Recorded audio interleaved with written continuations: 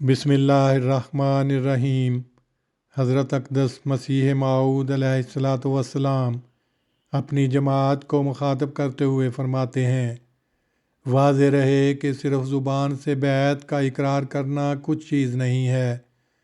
جب تک دل کی عزیمت سے اس پر پورا عمل نہ ہو۔ پس جو شخص میری تعلیم پر پورا عمل کرتا ہے وہ اس میرے گھر میں داخل ہو جاتا ہے،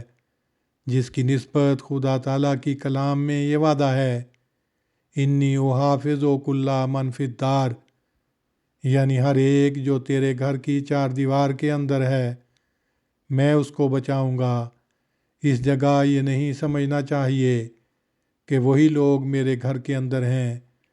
جو میرے اس خاک و خشت کے گھر میں بود و باشت رکھتے ہیں،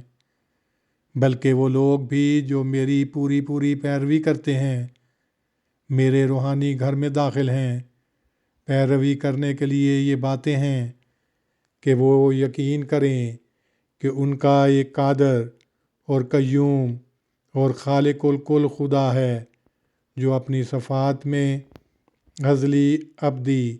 اور غیر متغیر ہے، نہ وہ کسی کا بیٹا نہ کوئی اس کا بیٹا، وہ دکھ اٹھانے اور صلیب پر چڑھنے اور مرنے سے پاک ہے، وہ ایسا ہے کہ باوجود دور ہونے کے نزدیک ہے اور باوجود نزدیک ہونے کے وہ دور ہے، اور باوجود ایک ہونے کے اس کی تجلیات الگ ہیں۔ انسان کی طرف سے جب ایک نئے رنگ کی تبدیلی ظہور میں آوے تو اس کے لیے وہ ایک نیا خدا بن جاتا ہے اور ایک نئی تجلی کے ساتھ اس سے معاملہ کرتا ہے، اور انسان بقدر اپنی تبدیلی کے